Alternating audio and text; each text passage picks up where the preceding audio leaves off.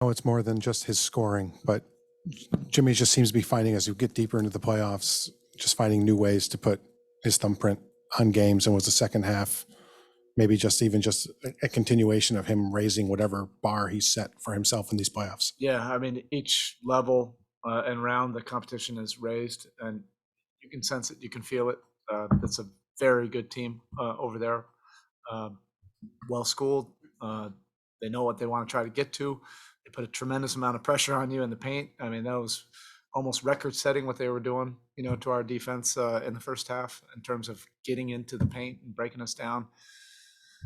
And then Jimmy just really inspired everybody in that third quarter. Those two steals kind of changed the momentum. And then every time and pocket in the game when we needed to control, the game or get the right shot or make the right decision, Jimmy had his fingerprints on that.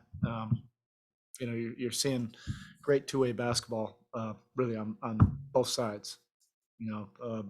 He was lined up against a great player, the entire game.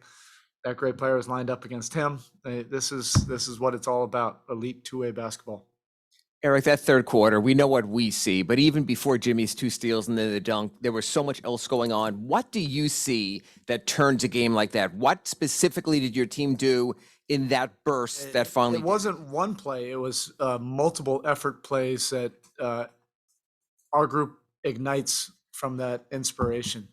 It could be Tuck diving on the floor, making an extra effort, batting the ball away. Bam's block, Jimmy, the two steals, the closeouts, by Max, Gabe, coming in there and digging out some loose balls when they have an opportunity to dunk it, underneath. The guys were just really, disappointed at halftime. I barely needed to say anything. Everybody was just disappointed at our defensive effort and focus. But look, this is a very good team that we're playing against. So it's not only us, saying that, hey, we have to do that better. They're putting a lot of pressure, on our defense. And, that's what you expect when you get to this level. You mentioned the first half, how they were breaking the defense down, and I think they were 16 of 20 at the rim in the first half, which was pretty uncharacteristic. What was fixed on that in the second half? We contained the ball at the point of attack a little bit better.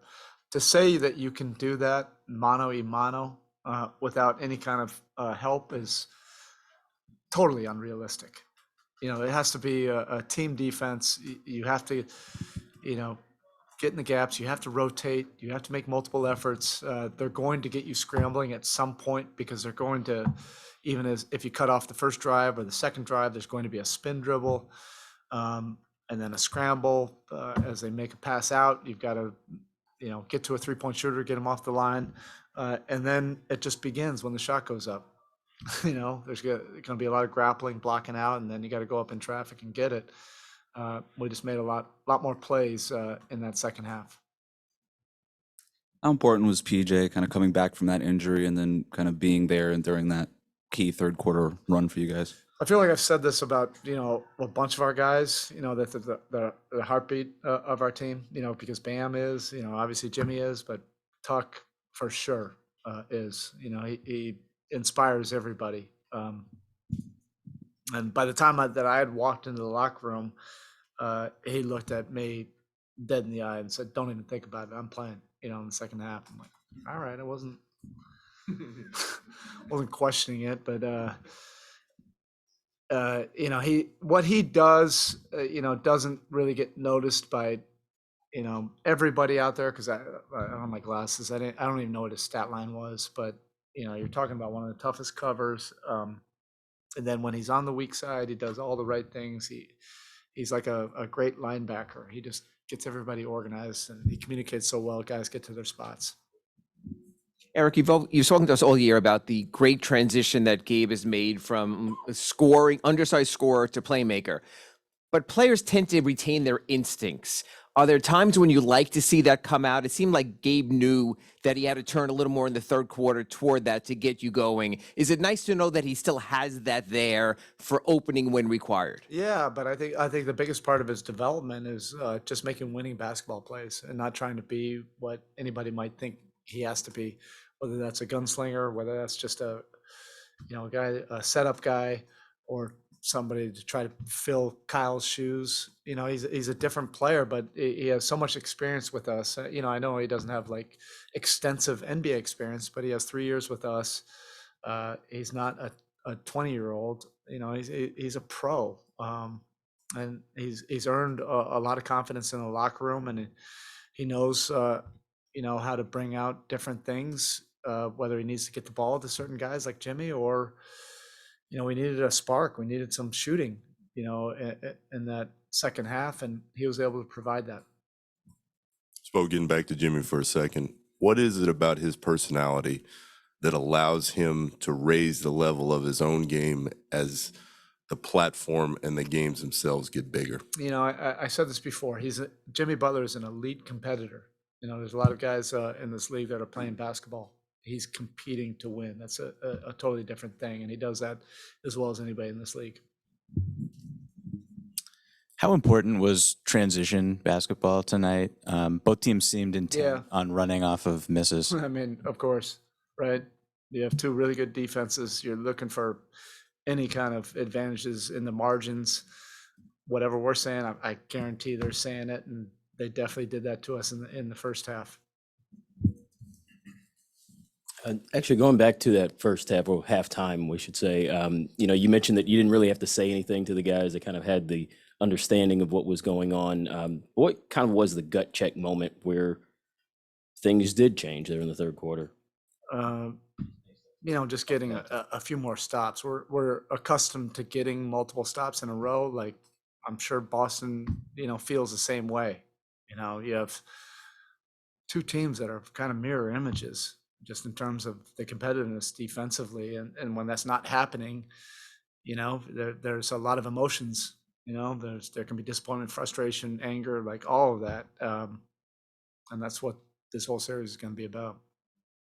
Their defense at the very start of the game seemed to hit you guys pretty hard. Yeah. Maybe first 10 or 12 possessions. What was that first timeout? You got to get used to it. This is different than, and they've,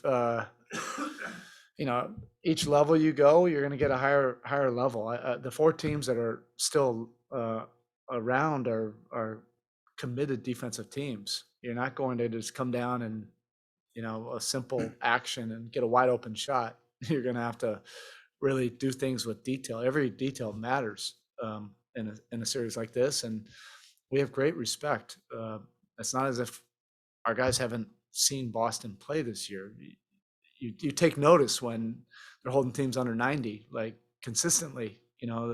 What they do is really unique, and you got to do things with great purpose. Erik, you talk about Jimmy's competitiveness and doing a little bit of everything for you guys, but he's already scored 36 or more times in the playoffs than he did in the entire regular season. Most guys' playoff scoring numbers go down. Yeah. Is some of this just the way you guys go going over the scouting reports or any of that kind of stuff? Obviously everything is, you have heightened attention to detail. But again, I don't want to get a long dissertation about it.